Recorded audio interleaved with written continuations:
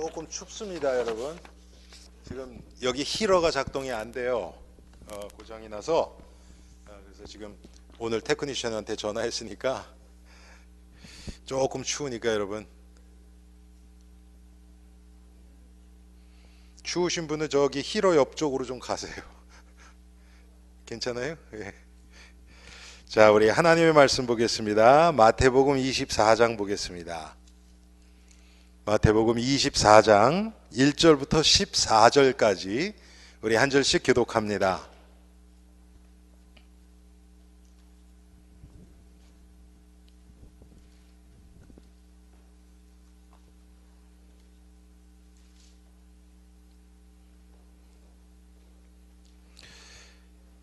자, 우리 한 절씩 교독합니다. 제가 1절 읽습니다. 예수께서 성전에서 나와서 가실 때에 제자들이 성전 건물들을 가리켜 보이려고 나아오니 대답하여 이르시되 너희가 이 모든 것을 보지 못하느냐. 내가 진실로 너희에게 이르노니 돌 하나도 돌 위에 남지 않고 다 무너뜨려지리라. 예수께서 감람산 위에 앉으셨을 때에 제자들이 조용히 와서 이르되 우리에게 이르소서 어느 때에 이런 일이 있겠사오며 또 주의 임하심과 세상 끝에는 무슨 징조가 있사오리이까. 예수께서 대답하여 이르시되 너희가 사람의 미혹을 받지 않도록 주의하라.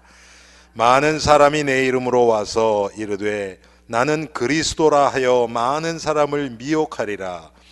난리와 난리 소문을 듣겠으나 너희는 삼가 두려워하지 말라. 이런 일이 있어야 하되 아직 끝은 아니니라. 민족이 민족을 나라가 나라를 대적하여 일어나겠고 곳곳에 기근과 지진이 있으리니 이 모든 것은 재난의 시작이니라. 그때에 사람들이 너희를 환난에 넘겨주겠으며 너희를 죽이리니 너희가 내 이름 때문에 모든 민족에게 미움을 받으리라. 그때 많은 사람이 실족하게 되어 서로 잡아주고 서로 미워하겠으며 거짓 선지자가 많이 일어나 많은 사람을 미혹하겠으며 불법이 성함으로 많은 사람의 사랑이 식어지리라. 그러나 끝까지 견디는 자는 구원을 얻으리라. 이 천국 복음이 모든 민족에게 증언하기 위하여 온 세상에 전파되리니 그제야 끝이 오리라. 아멘. 하나님, 오늘 마태복음 24장을 통해서 반드시 예수님께서 이 땅에 다시 오셔 믿는 자는 천국으로 인도하시고 믿지 않는 자는 마귀와 함께 지옥에 가둬두는 최후의 심판이 반드시 있다는 것을 성경은 말씀하고 있습니다. 하나님, 우리가 지금 어떤 마음으로 이 세상을 살아가고 있는지, 우리가 예수를 믿는다는 것이 무엇인지, 또 말세에 처한 성도답게 우리가 어떻게 살아야 하는지, 하나님, 이 시간 우리에게 은혜를 주시고 예수 그리스도와 함께 말세를 준비하며 주님의 재림을 준비하는 그리스도의 제자들로 우리를 날마다 변화시켜 주옵소서. 예수 그리스도의 이름으로 기도합니다. 아멘. 예, 마태복음 24장, 25장은 마지막 때에 대한 얘기입니다. 이거 뭐 한 구절 한 구절 이렇게 하지는 않고요. 분명히 이 세상은 영원한 세상이 아닙니다. 여러분, 이거는요 예수 안 믿는 학자들도 얘기해요. 지금 이 지구의 이제 미래가 멀지 않았다. 뭐 여러 가지로 얘기를 해요. 뭐 공해도 얘기하고 또 물이 다 오염된 그런 것도 얘기하고, 여러분 우리가 아는 것처럼 엘니뇨 때문에 지금 북극에 막 그 빙하들 막 지금 다 녹아서 태평양에 있는 어떤 나라는 지금 없어지기 직전이잖아요. 그렇죠? 조그만 섬나라가 봤더니 몇 년, 뭐 한 2, 30년 후면 그게 다 잠긴대요. 그래서 얼마 전에 봤더니 그 옆에 있는 조금 큰 나라, 섬이에요 그것도. 거기 땅을 좀 샀어요. 그래서 주민들이, 국민이죠, 주민이 아니라, 다 이사 갔어요 글로. 이런 일들이 일어나거든요. 여러 가지로 봤을 때 분명히 지금 말세는 점점 다가오고 있습니다. 그 말세에 여러분, 우리가 이게 말세고 또 그 끝에 어떤 일이 일어납니까? 우리는 다른 어떤 것보다도 예수님이 다시 오신다는 거예요. 그렇죠? 사도행전 1장에도 나오고, 예수님이 저 승천하시면서 너희가 본 것처럼 내가 다시 오겠다, 반드시 오시겠다는 얘기를 여러 군데서 하셨습니다. 계시록에도 나오고. 자, 이 재림에 대한 예언은 예수님이 직접 말씀하신 것도 있고 사실은 구약에도 있어요. 다니엘서 같은 경우 7절에 보면 인자 같은 이가 하늘에 구름 타고 온다, 이런 얘기가 있어요. 여러분, 그게 진짜 우리가 보는 거는 구름인지 그거는 우린 잘 몰라요. 그런데 한 가지 분명한 것은 예수님은 반드시 오신다는 거예요. 반드시 오신다는 거예요. 예수님이 열 처녀의 비유를 들었죠, 여러분. 5명은 기름이 준비되어 있고 다른 5명은 기름이 없어요. 그걸 가지고 뭐 우리 행위가 뭐 하나님 앞에서 우리가 깨끗하게 살아야 된다, 뭐 이렇게 얘기하는 사람도 있고 그래요. 아닙니다. 그게 아닙니다. 여러분, 5 처녀는, 기름 없는 5 처녀는 구원받은 자가 아니에요. 여러분, 교회 안에도, 제가 오늘인가? 어제 저 화요일 날 저 성경 공부에서 그 얘기했구나. 유다서에 보면 그 유다가 너희들이 이거 아는데 내가 이걸 다시 얘기하고 싶은 마음이 간절하다, 그러면서 얘기하는 게 뭐냐면 이스라엘 백성들이 애굽에서 나온 얘기를 해요. 여러분, 그게 구원이잖아요. 그렇죠? 하나님의 은혜로 구원받은 자들인데 그 다음에 그들이 믿지 않아서 멸망하는 얘기를 또 한단 말이에요. 구원을 받았는데도 안 믿으니까 멸망당해서 광야에 다 묻혀버려요. 그런데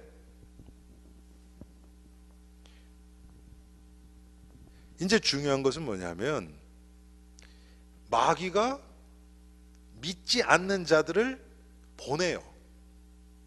교회도 보내고요, 이 사회에도 보내고 보내요. 예수님의 비유 중에서 뭐가 있습니까, 여러분? 알곡과 가라지의 비유가 있어요. 종들이 얘기하는 거, 아니 우리가 알곡만 심었는데 어떻게 가라지가 있습니까? 그랬더니 뭐라 그럽니까, 주인이? 아니다, 이거 원수들이 와서 밤에 심어 놓은 거다. 그런데 그 종들이 뭐라고, 우리가 가서 뽑으리까? 그러더니 놔둬라, 뽑지 마라. 그거 뽑다가 알곡같이 다친다. 그건 마지막 추수 때 일꾼들이 알곡은 모아서 곡간으로 들어가고 가라지는 따로 모아서 이 풀무에 집어넣는다. 보세요, 원수가 의도적으로 심은 그게 있어요. 여러분, 우리 교회도 있을 겁니다. 우리는 몰라요. 누군가 저 사람 같아 이러면 안 돼요, 여러분. 그건 하나님만 아시는 거예요. 특별히 여러분, 이 구원, 이거는요 하나님만 아시는 거예요. 그런데 가라지가 있는 게 우리한테 유익하기 때문에 하나님이 남겨두신 거예요.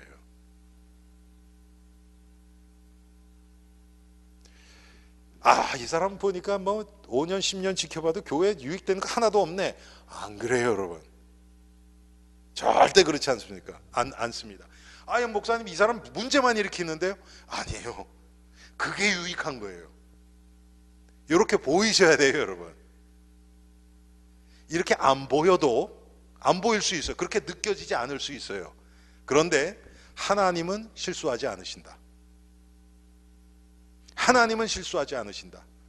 그래서 내가 모르는 것뿐이지 하나님은 분명히 이 사람이 있어야 될 이유가 있기 때문에 우리에게 보내신 거다, 이렇게 믿어야 돼요. 그냥 아멘으로 받는 거예요. 여러분, 우리가 다 알고 따라갑니까? 하나님의 인도를? 그런 사람이 어디 있어요? 몰라요. 우리는 믿음으로 가는 겁니다.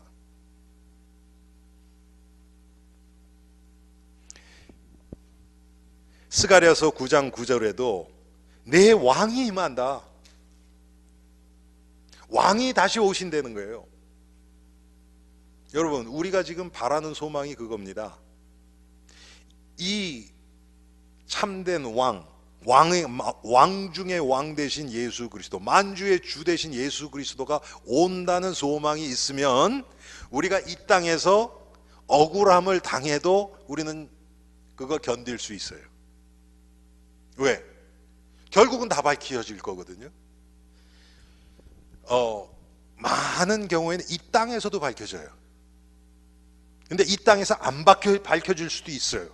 그런데 최후의 심판대 앞에서는 반드시 드러납니다. 아멘. 이게 우리의 소망이에요. 그러니까 여러분, 이게 진짜 믿어지면요, 억울해도 괜찮아요. 손해봐도 괜찮아요.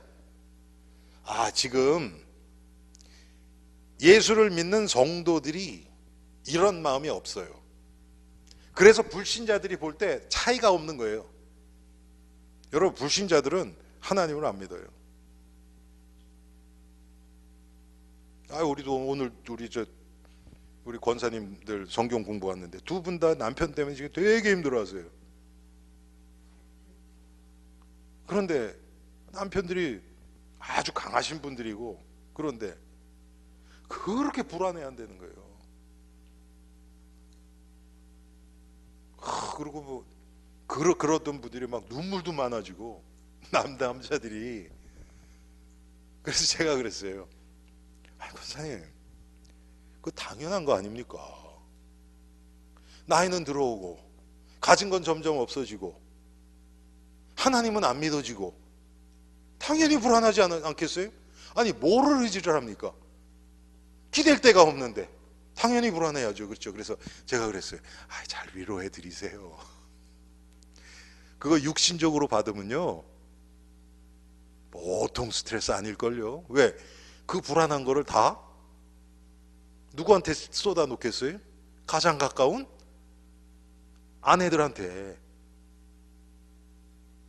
그걸 육신적으로 받는다고 생각해서 얼마나 괴롭겠는가. 그런데 그걸 영적으로 보면, 그래, 참 이럴 수밖에 없지, 믿음 있는 내가 받아줘야지, 그렇게 될 거 아닙니까, 여러분? 그게 무슨 특별한 겁니까? 당연히 그렇게 되는 거 아닙니까? 불신자들도 마찬가지예요. 예를 들어 우리 권사님 일하는데, 웬만한 사람은 권사님한테 그렇게 못할 것 같아. 근데 만약에 어떤 사람이 이유 없이 자꾸 하루타임 준다. 여러분, 저는 어땠냐 하면, 제가 과거에 일을 할 때 저한테 그런 게 딱 오잖아요. 그러면 더 강하게 나갔어요, 저는. 그래서 그 사람을 제 앞에 굴복을 시켰어요.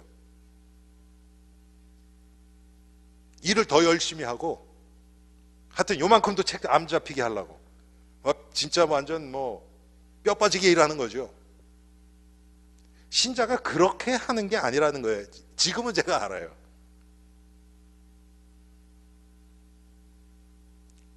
그리스도 안에 반드시 예수님이 재림하시고 지금 일어나는 모든 것들이 반드시 하나님 앞에서 드러나는 게 믿어지면 아무것도 아닌 것처럼 넘어갈 수 있어요. 나를 괴롭히는 사람에게 얼굴 하나 찌푸리지 않고 그냥 그 사람을 끌어안을 수 있어요. 여러분, 쉬운 얘기는 아니에요. 그렇지만 이게 믿어지면 그렇게 돼요. 여러분, 만약에 그 일이 일어났다고 생각해 봅시다. 그러면 그 사람이 여러분 어떤 이 마음이 들겠어요? 영적으로 보자고요. 결국은 뭐냐면 그 사람 마음 괴롭고, 여러분 특별히 예수 안 믿는 그 사람 마음 괴롭고 어쩌고 그 사람이 성격이 어떻고 그건 하나님하고 아무 상관없어요. 하나님의 관심은 우리한테 있거든요. 마귀는 지금 그 사람을 격동시켜서 나를 공격하는 거예요. 그렇죠? 그리스도 놓치려고, 복음 놓치려고. 그 사람의 그 영적인 문제나 이런 걸 통해서 나에게 흑암을 덮치는 거거든요. 그런데 내가 그것을 그리스도로 받는다 그러는 게 이게 뭡니까? 흑암으로 덮치는데 나는 빛으로 반응을 하는 거예요. 누가 이겨요? 흑암이 이겨요? 빛이 이겨요? 당연히 빛이 이기죠. 몰라요. 그렇게 하는 사람은 몰라요. 그런데 시간이 가면 갈수록 알게 돼요. 뭔지는 몰라요. 그런데 신자를 보니까 육신적으로 자기는 분명히 이렇게 했는데 그런 반응이 팍 튀어와야 되는데 안 와. 한 번, 두 번 쌓이잖아요. 그러면요, 자기도 모르게 두려움이 들게 돼 있어요. 여러분, 그거는 하나님이 주신 권세예요. 제가 화요일날 그 얘기했거든요. 지금 이 시대는 하나님을 경외하는 마음이 너무 없다. 경외하는 마음. 그게 뭐냐면 너무 존경해서 두려움이 드는 거예요. 여러분, 우리가 너무 존경하면 그 사람 앞에서 자세도 그렇고 감히 말도 함부로 못 하잖아요. 그렇죠? 너무 존경하면. 하나님에 대해서 그런 마음이 있어야 된단 말이에요. 그게 하나님의 그 권세예요. 그런데 우리가 그리스도 안에 있을 때는 그 하나님의 권세가 우리에게 임해요. 여러분, 마태복음 28장 18절. 그러므로 하늘과 땅의 권세를 내게 주셨으니 그러므로 너희는 가서 그랬잖아요. 그 얘기 뭡니까? 그러므로 그 권세를 내가 너희에게 줄 테니까 너희는 가서 모든 민족으로 제자들 삼아 내가 너에게 분부한 모든 것을 가르쳐 지키게 하라. 그렇게 말씀을 하셨거든요. 우리가 그리스도 안에서 행할 때 하나님의 권세가 우리를 통해서 나타나요.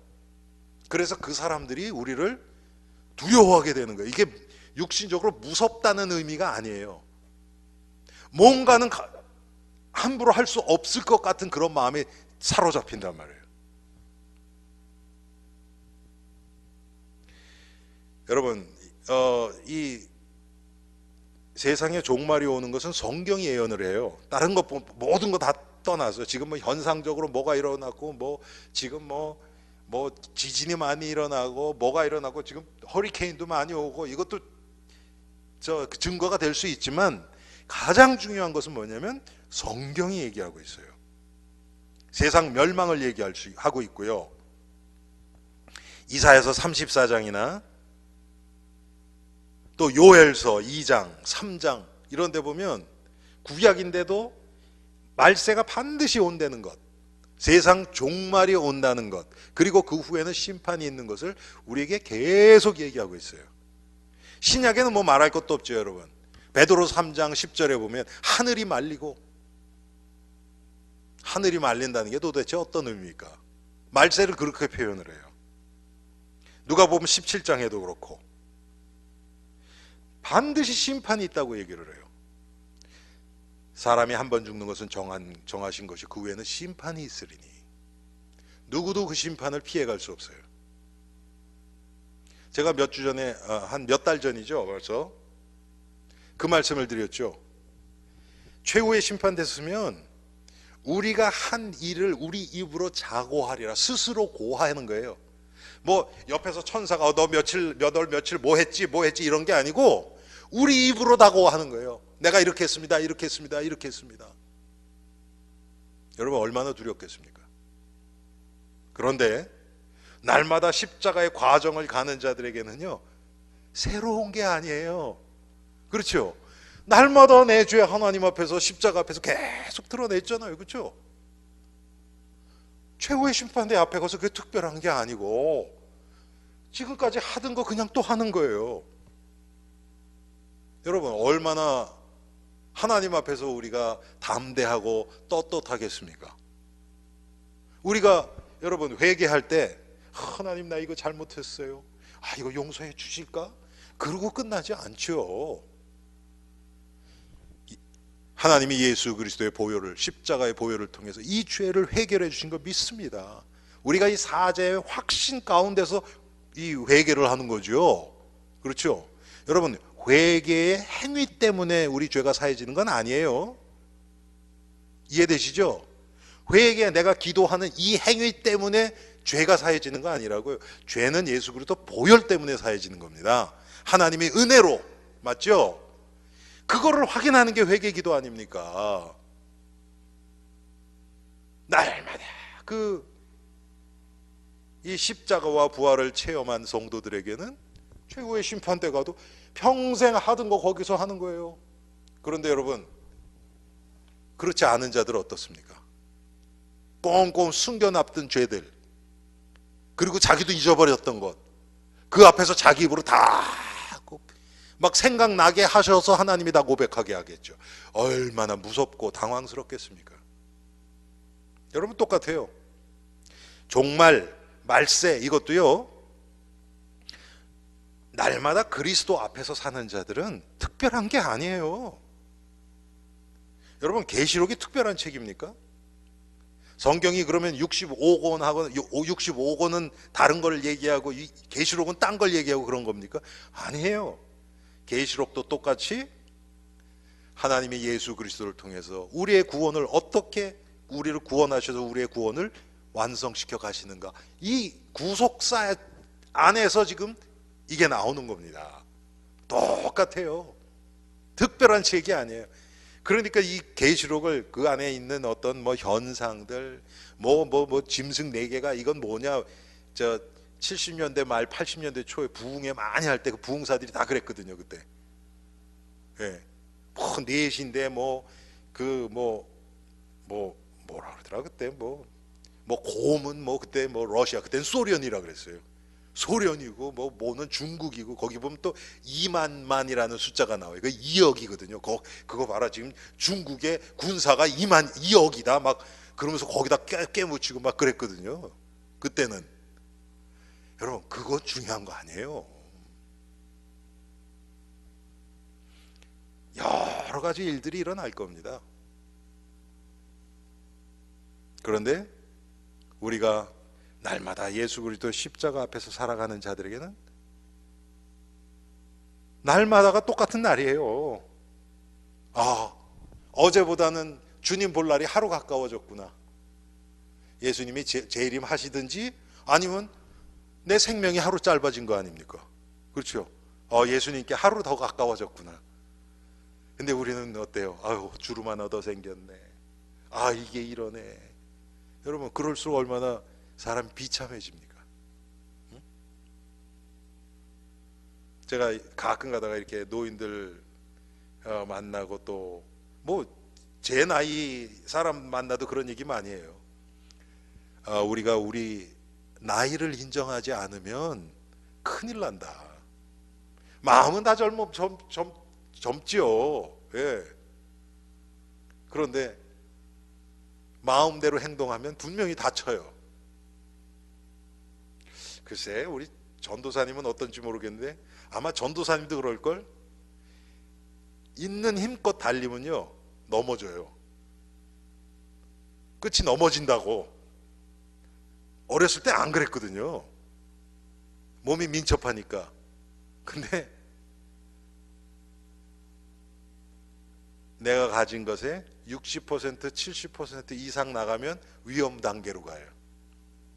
연세 드신 분들은 반 정도, 마음의 반 정도, 빨리 걸을 수 있어도 반 정도로 천천히.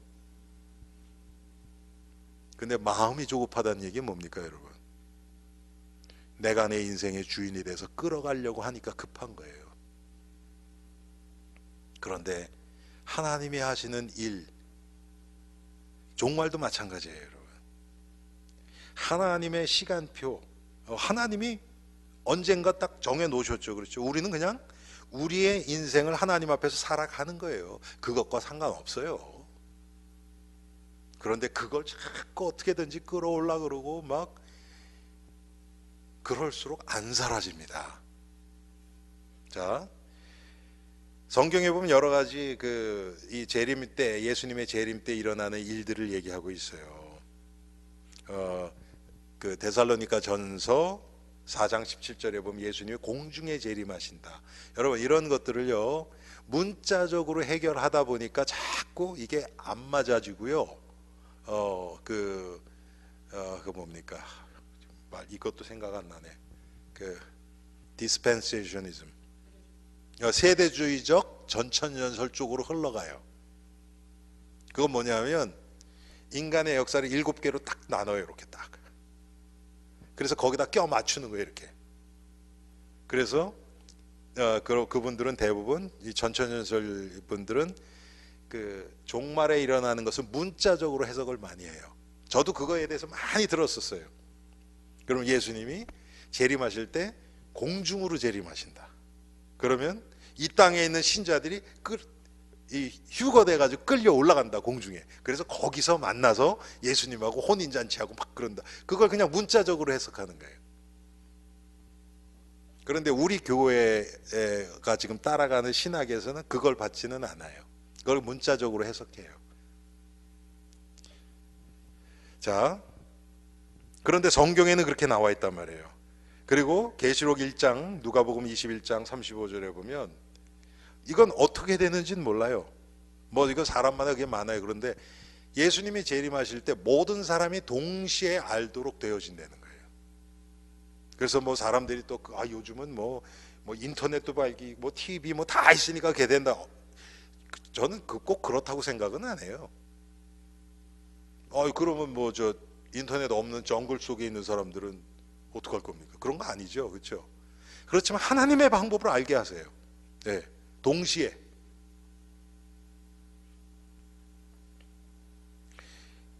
여러분, 어떤 사람들은 막 그런 거 기도해요. 과거에 막 이렇게 언제 예수님 오신다 막 그랬을 때 보면 사람들이 불안해지잖아요. 그러니까 하나님, 내가 기도하고 그럴 때, 예배 드릴 때 재림하게 해주세요. 막 그런 기도하시는 분 제가 봤거든요. 잠잘 때 하면 안 되니까 밤에. 여러분, 우리 밤이면 딴 데 낮이에요. 그렇잖아요. 이게 얼마나 말도 안 되는 얘기입니까, 그게. 그리고 또 한 가지 뭐냐면 예수님이 재림하실 때 죽었던 자들이 일어나요. 여러분, 예수님이 십자가에서 운명하실 때 죽었던 성도들이 일어난 거 아세요? 그래서 그 사람들이요 막 다녀요. 글쎄 수십 명 정도가 아니었던 것 같아요. 상당히 많은 사람들이 일어나서 막 다닌 일이 있어요. 그 사람들은 다 죽었어요. 그렇죠? 그런데 예수님의 재림하실 때는 성도들이 일어나요. 왜? 이제 최후의 심판을 준비해야 될 거 아닙니까? 그렇죠? 죽었던 성도들은 일어나서 최후의 심판해요. 그 전까지는 땅에 있어요. 육신은. 예. 살아있는 성도들은 우리의 몸이 경건한 몸으로, 지금 이 몸이 아니고 경건한 몸으로 변화돼요. 이건 어떻게 되는지 저는 몰라요. 그런데 성경에는 나와요. 그리고 그 예가 예수 그리스도가 부활하신 후에 새로운 몸으로 변화된 것을 우리의 성경이 보여주고 있어요. 그리고 그 몸은 사람들이 잘 못 알아봤어요. 여러분 아시죠? 특별히 이제 엠마오에 있는 제자들이 그걸 못 알아봤고요. 여러분, 예수님이 그 막달라 마리아인가요? 무덤에서 만났죠? 그런데 처음에 동산직인 줄 알잖아요. 여러분, 막달라 마리아가 예수님과 얼마나 가까웠습니까? 여러분 아시죠? 그렇죠? 그런데 못 알아보잖아요. 새로운 몸이라서 그래요. 지금 이 몸이 아니에요.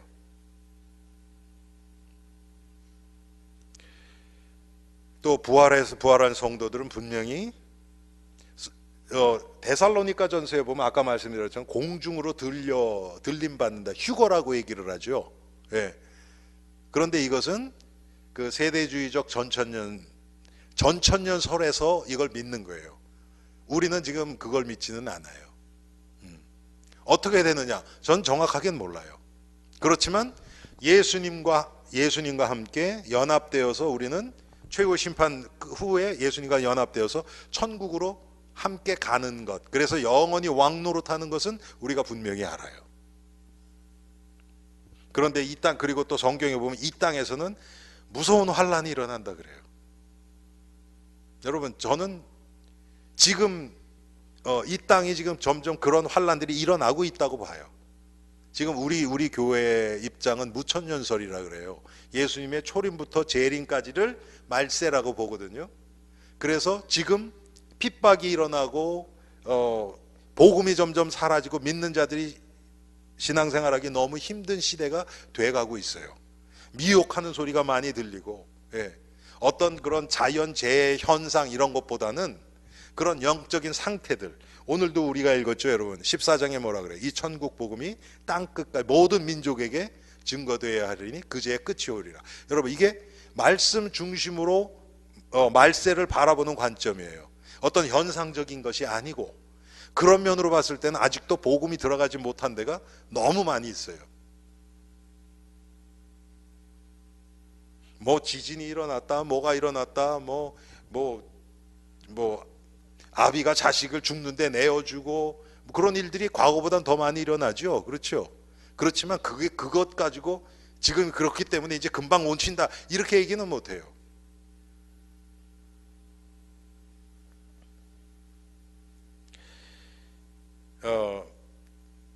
다니엘서 보면 말세에 대해서 뭐라고 얘기하냐, 사람들이요 빠르게 왕래한대요. 빠르게. 여러분, 지금도 상당히 빠르게 왕래하죠.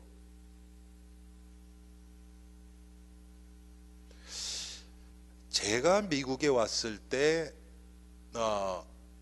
스피드 리밋이 55 이상은 못 봤던 것 같아요. 그렇지 않아요, 권사님? 그때 60, 65 못 봤던 것 같아요. 지금은 70, 75도 있어요. 저 조금 내려가면. 뭐 비행기도 그렇고 모든 것이 점점 빨라지는 건 사실이에요. 그런데 이거는 그냥 하나의 그냥 증거예요. 또 사람의 지식이 더한대요. 여러분, 지금 지식이 얼마나 지금 완전히, 어제도 우리 저 큰 놈이 왔었거든요. 여자친구하고 무슨 얘기하다가 이렇게 딱 걸리니까 셀폰 딱 해서 툭 하니까 금방 쫙 나오더라고요. 그렇죠? 요즘은 그래요. 과거에는 뭐 알 수도 없던 것들이 금방 나와요. 그런데 참 또 더 안타까운 건 뭔지 아세요? 그런 얘기들을 교회까지 와서 막 자랑하면서 얘기하는 거예요. 누구나 이거 빼면 금방 알 거. 그렇지 않습니까, 여러분?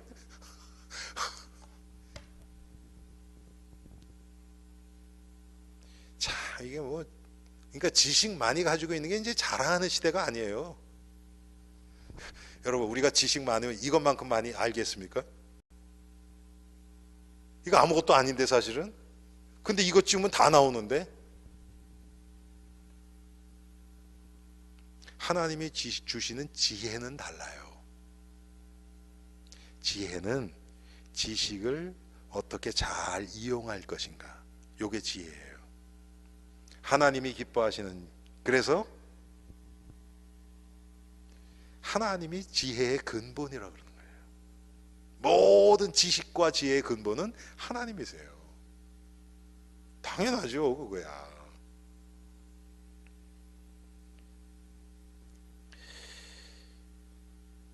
여러분,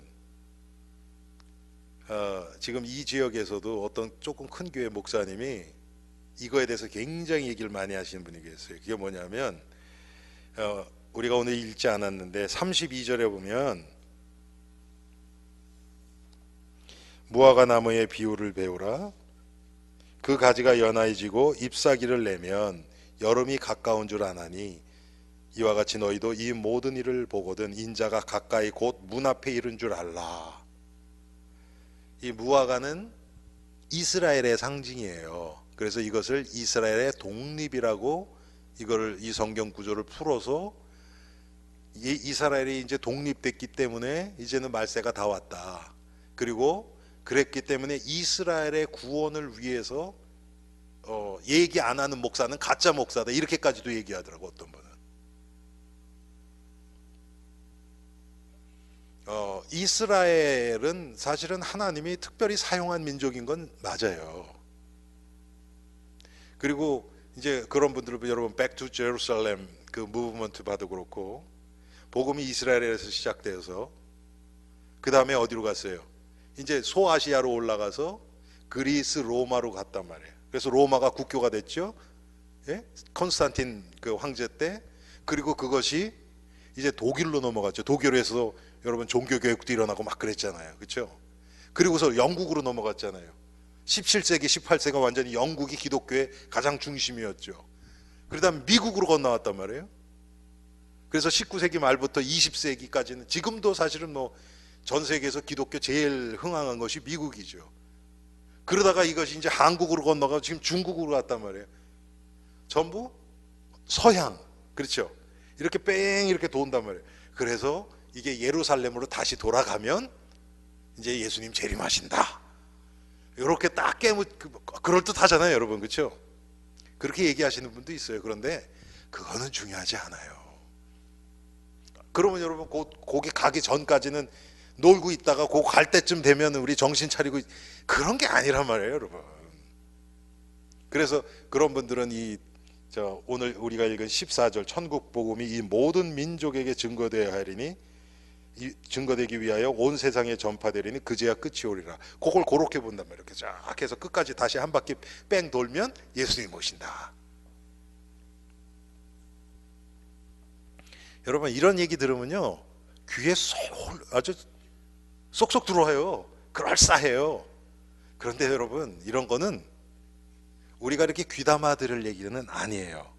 자, 중요한 건 뭡니까? 우리가 영적인 이스라엘이에요.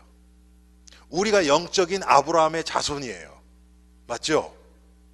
우리가 하나님이 우리를 아브라함의 영적인 아브라함의 자손 그 그리스도와 함께 하나님의 유업을 이을 자. 여러분 이 유업을 이을 자 이게 얼마나 그 중요한 단어입니까? 제가 얼마 전에도 그 얘기했죠. 유업을 이을 자 해서 나온 게 뭡니까? 룻과 보아스가 그래서 그것 때문에 만나지요. 그렇죠? 그래서 결국은 다윗 왕이 나오잖아요. 그리스도의 이 계보가 연결되어야 되니까. 구약의 예수 그리스도 오실 메시아를 향해서 모든 것을 하나님은 다 동원해서 그것 중심으로 하셨거든요. 그래서 나온 게 뭐냐면 유업을 잇고 형이 죽으면 그 동생이 형수와의 관계를 통해서 아들을 낳아야 되고 막 오만 가지를 하나님이 다 하셔서 결국은 예수 그리스도가 나올 수 있도록 그렇게 했단 말이에요. 그게 하나님의 이 구속사의 어떤 핵심이란 말이에요. 우리가 하나님의 유업을 잇는다. 이것도 지금 똑같아요. 우리가 지금 이 말세를 준비하는 지금 이 시대에 엘리야고 세례 요한이란 말이에요. 예수님이 초림 때 하나님이 엘리야를 보내겠다 그래서 오신 게 세례 요한이어서 그 세례 요한이 예수님의 오실 일을 준비했죠. 맞죠? 지금 그 일을 우리에게 맡기신 거예요. 예수님의 재림이 우리가 지금 세례 요한의 역할을 하고 있는 거거든요. 여러분 세례 요한이 어떻게 했습니까? 광야에 지나면서 가죽 옷을 입고 약대털 옷을 입고 가죽띠를 띠고 메추기와 석정을 먹고 광야에서 회개하라 천국이 가까웠다 외쳤어요. 예수님이 오실 대로를 수축하고 길을 닦는 자예요. 그리고 예수님이 오시니까 자기는 싹 빠지는 거예요. 그는 흥하여야겠고 나는 쇠하여야 하리라. 여러분 그게 우리란 말이에요. 그게 신자예요. 그런데 그 일을 할 때 우리가 한 인간으로서의 삶도 가장 보람되고 행복하도록 하나님이 우리를 지으셨어요. 근데 여러분 우리의 기준으로 보면 아이 그거는 아닌데 아이 그래도 이 땅에서도 좀 이렇게 뭔가 좀 이렇게 그러고 싶은 마음에 이게 같이 올라오잖아요. 여러분 이게 우리의 문제란 말이에요. 특별히 이 시대에는 참 제가 가끔 이렇게 과거의 믿음의 선조들이 정말 믿음 때문에 생명도 초계같이 여기고 그 많은 핍박 가운데서도 여러분 상상해 보세요. 한국의 주기철 목사님 같은 경우 못판을 걸어가는데 발 사이로 못이 툭툭 튀어나와. 여러분 그게 어떻게 가능해요? 그게 우리 같으면 그거 할까요? 지금 우리의 상태 같아서는 아마 힘들걸요. 안 되겠죠. 모든 걸 내던지고. 워낙 그 주기철 목사님이 그 많은 사람들에게 알려지고 비중도 있고 그러니까 감옥에서 병들어서 죽게 되니까 그냥 놔두면 죽을 것 같으니까 일본 그 순사들이 내준단 말이에요. 나가라고. 근데 사모님이 밖에 서 있다가 밖에 있는 성도들은 편할 것 같냐? 그렇지 않다. 다시 제 발로 기어 들어가요. 평안 감옥에. 아니 그거 참 그 사모님도 그렇고 그 목사님도 그렇고 여러분 우리랑은 너무 기준이 다르지 않습니까? 이게 어떻게 가능할까? 그분들이 깨달은 그 그리스도의 깊이는 도대체 어떻기 때문에 이게 가능할까? 지금 우리 주위에는 너무나 지금 이 복음을 몰라서 너무 힘든 사람이 많은데, 제가 오늘 수요예배 성경 보고 갔는데요, 한 5분 일찍 갔어요. 딱 들어갔는데 모르는 여자분이 한 분 앉아 계세요. 한 40대 중반 되는데 봤더니 과거에 민 목사님 그 하셨을 때 한 5년 전에 몇 번 오셨었대요. 근데 이렇게 딱 보는데 얼굴이 조금 정상은 아니더라고. 이분이 3월 달에 뇌 수술을 했어요. 뇌 종양 이만한 걸 떼어냈다고 그러더라고요. 근데 그분 처음에 가서 이렇게 간증을 조금 듣는데, 와, 제가 정말 처음이라서 이렇게 자세히 물어보진 않았어요. 그런데 5년 전인가 여기 사시다가 애틀란타로 이사 가셨는데 거기서 아들이 12살짜리가 굉장히 건강하고 그랬대는데 아침에도 뭐 엄마가 다 보고 이제 학교 가라 그러고서 엄마는 직장 나갔는데 조금 이따 남편한테 전화 왔대요. 애가 이상하다. 그래서 지금 urgent care 지금 가고 있다. 조금 이따 또 전화 왔는데 봤더니 그 앞에 쓰러졌대요. 그래갖고 앰뷸런스가 와서 실어 갔대요. 갔는데 병명도 없어요. 병명은 없는데 상태는 뭐냐 하면 그 몸에서 감기 그 바이러스가 발견이 됐대요. 근데 감기 바이러스, 뭐 저는 잘 모르겠지만 감기 바이러스가 들어오면 우리 몸 안에 있는 뭐 단백질을 모를 공격을 한대요. 그런데 이게 100만 분의 1명 정도 케이스로 얘한테 그게 온 거예요. 그래서 단백질인데 뇌에 있는 단백질을 공격을 한 거예요. 그 뇌 안에 다 염증이 생겼대요. 그러니까 뭐 애가 쓰러지죠. 지금은 이제 고등학생인데 지금도 약간 왼쪽 다리를 조금 불편하다 그러더라고요. 그런 일이 있었으니 뭐 얼마를 병원에 있었다 그러더라. 뭐 하여튼 그래요. 그러고서 그 여자분은 이번 3월 달에 뇌 종양이 있어서 왔는데 그것도 또 뭐가 잘못돼 가지고요. 하루 정도 수술하고 그냥 나올 수 있는데 2주 동안 의식을 잃었었대요. 2주 동안. 그리고 또 얼마 전에는 그 또 친정 어머니가 또 뇌에 또 뭐가 생겨서 또 그랬고. 야, 제가 그 얘기 듣는데요. 진짜 이분 제가 오늘 좀 그거 되면은 끝난 다음에 얘기하고 싶었는데 말씀 끝나자마자 지금 누구랑 약속돼 있다고 지금 가시더라고.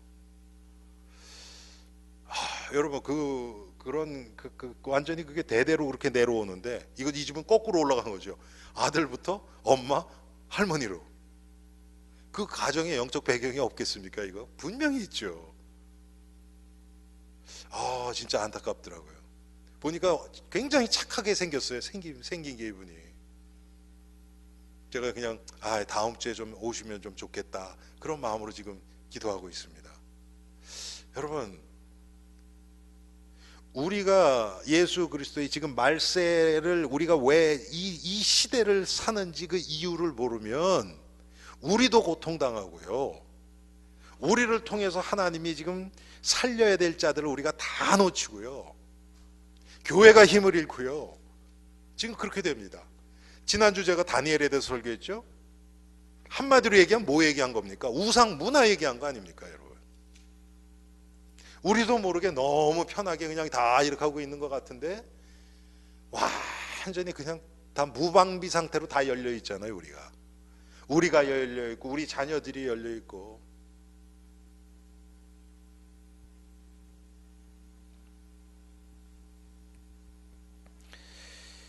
하나님이 이걸 우리에게 알려주기 위해서 이스라엘이라는 한 민족을 통해서 그들이 이 우상에 영향받는 그것을 지금 구약 성경에 계속 드러내주고 있잖아요.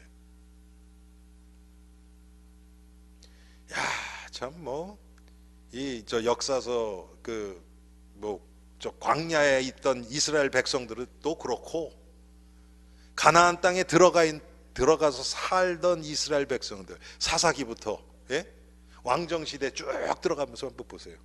다윗 왕 때 그때 조금 우상 척결하고, 몇몇 왕, 히스기야나 이런 그런 왕 몇 명 때 조금 우상 이렇게 없애는 그 작업 조금 있는데, 그것도 다 없애는 것도 아니고 산당은 그대로 놔두죠. 대부분이. 그만큼 지금 우리가 우상의 문화에 찌들어 있는데 모른단 말이에요, 그거를.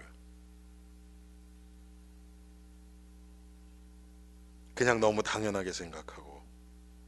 그래서 오늘도 여러분 몇 절입니까? 11절에 거짓 선지자가 많이 일어나 많은 사람을 미혹하겠으며. 여러분, 이게 무슨 뿔 달리고 나와가지고 무슨 예수 믿으면 죽인다 이렇게 나오지 않아요. 미국 같은 사회에서는. 여러분, 미국에서는요 그냥 문자적으로 순교할 확률은 거의 없어요. 이게 더 무서운 거예요. 차라리 이북 같은 데서는요 가짜가 거의 없지 않겠습니까, 여러분? 거기 가짜 신자 있겠어요? 예수 믿는 거 취미생활로 하는 사람이 있겠어요, 거기? 생명 내놓고? 그렇지 않잖아요. 근데 미국 같은 데는, 한국 같은 데는 얼마든지 그렇죠.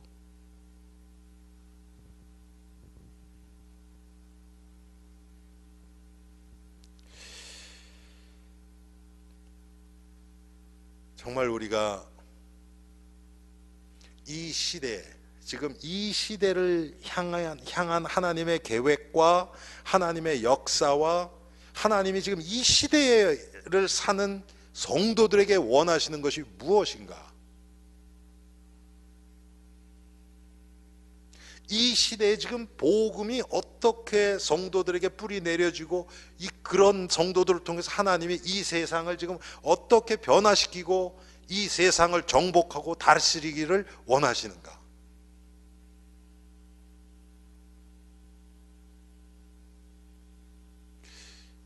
제가 어제 뱅크에 갔었어요. 우리 교회 뱅크에 가서 거기 있는 사람하고 좀 얘기를 하는데, 무슨 얘기를 하다가 이렇게 거기 프로그램들을 이렇게 이런 거 이제 거기 있는 사람 얘기하죠. 이런 거인데 이렇게 하면 좋을 것 같고 그런데 봤더니 우리 교회하고는 좀 안 맞아요. 그러니까 온라인으로 이렇게 헌금도 그렇게 하고 그러잖아요, 요즘. 그런 것들을 다 얘기하는 거예요. 그래서 그러면서 그래요. 그래서 우리 교회는 지금 성도들이 좀 연세가 많이 드신 분들이 더 많아요, 훨씬. 그랬더니 다 그래요 지금 목사님, 그러더라고요. 여러분, 지금 우리 교회뿐만 아니라, 우리 교회는 특별히 그렇지만 지금 우리 자녀들이 복음에서 지금 급속히 떠나고 있습니다. 그러면 복음이 지금 실패하는 겁니까? 하나님이 지금 지고 있는 겁니까, 지금? 그거 아니거든요. 여기에 속기 쉬워요. 그렇지 않아요, 여러분. 우리 아무것도 아니고 어떻게 해야 될지도 저도 모르겠어요. 저도 교육부 생각하면 진짜 어떻게 해야 될지 모르겠어요. 그렇지만 그렇다 그래서 복음이 지는 것은 아닙니다. 그래서 기도는 계속해요.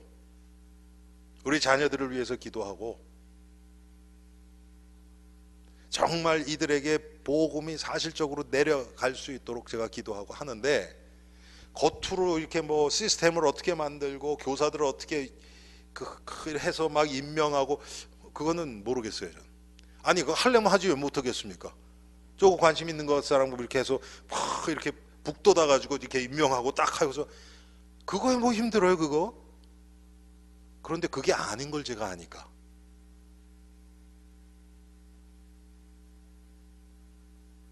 한번 작년 같아요. 당회에서 그 얘기가 나와가지고 제가 그랬어요.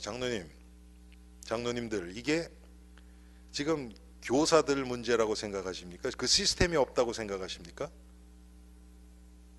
정말 우리 후대에 관심이 있습니까? 그러면 다음 주부터 시작할 테니까 장로님들이 직접 들어가서 그럼 아이들 할 준비 됐습니까? 그랬어요 제가. 그랬더니 아무 얘기도 안 하시더라고. 이게 우리 교회 문제예요. 우리 교회 문제고 학부형들 문제고 우리 문제예요 다.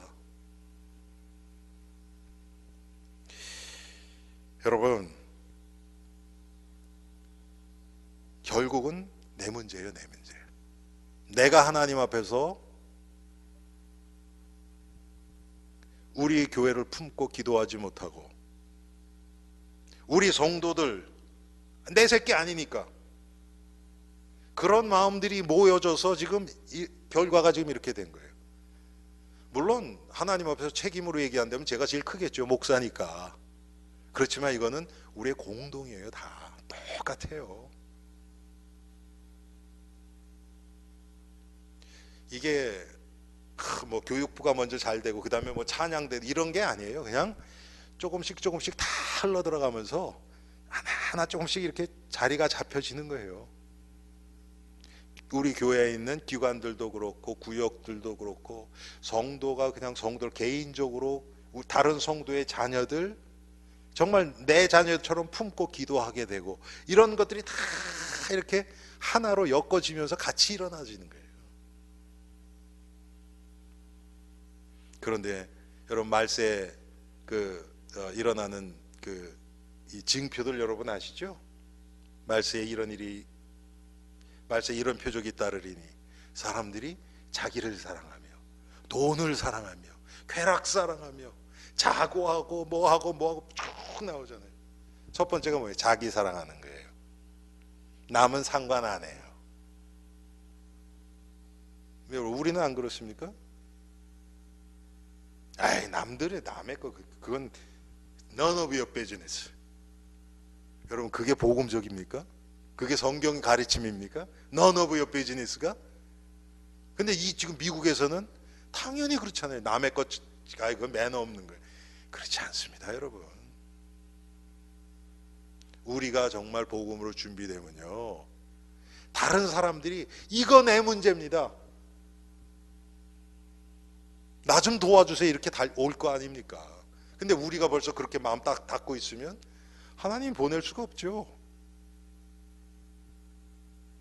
여러분, 지금 우리가 영적으로 얼마나 심각한 상태에 있고 얼마나 영적으로 병든 상태에 있는 영적인 장애인인 것이 여러분 보여지기 바랍니다. 이런 거 생각하면 뭐 저 자신부터 참 너무 안타깝죠.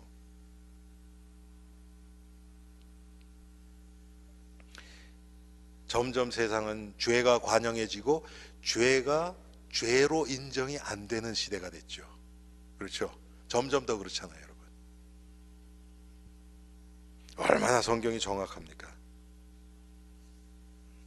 근데 그러면서도 하나님은 지금 쉬지 않고 작업하고 계십니다. 오늘 14절 말씀처럼 이 천국 복음이 모든 민족에게 증거되기 위하여, 뭐라 그랬죠? 증언하기 되기 위하여 온 세상에 전파되리니 그제야 끝이 오리라. 하나님은 이것을 쉬신 적이 없어요. 우리 눈에 안 띄고 우리를 사용 안 하시는 것은 있을 수 있지만, 하나님은 지금도 이 세상에 그 누군가, 어떤 어떤 성도를 통해서 지금 이 일을 지금도 하고 계십니다. 우리 눈에 안 띈다고 없는 거 아닙니다, 여러분. 저는 우리 엘림교회가 이런 교회 되기를 원합니다. 정말 하나님이, 사람들은 몰라도 하나님이 알고 하나님이 사용하시는 그런 성도가 되기를 원합니다. 우리가 정말 말세에 깨어서 계속 하나님의 말씀과 기도 가운데서 우리 자신이 계속 죄인으로 발견되고 그리스도의 보혈로 성결케 되고 이 십자가와 부활을 체험하는 그런 복된 우리 엘림의 성도들 되기를 바랍니다. 하나님, 오늘 마태복음 24장 말씀을 통해서 성경에서 얘기한 말세에 대해서 또 이 말세에 일어나는 현상과 특별히 하나님은 하나님의 말씀을 통해서 반드시 예수님이 재림하실 것과 그것을 준비하는 하나님의 약속을 알고 믿고 따르는 자들을 통해서 지금도 이 일을 이루고 계심을 저희들이 분명히 믿습니다. 하나님, 우리가 여기 모여있는 우리 엘림의 성도들이 이 일을 감당하는 그리스도의 제자들로 주께서 세워주시고, 하나님, 우리가 얼마나 이것을 수행하기에 모자란 영적인 장애인인 것이 먼저 깨달아져서 그리스도 예수 안에서 치유받게 하시고, 내가 하는 것이 아니고 마음껏 그리스도가 내 안에서 역사하셔서 이 일을 이루실 수 있도록 우리 자신을 내어드리는 복된 엘림교회 되게 하옵소서. 예수 그리스도 이름으로 기도합니다. 아멘.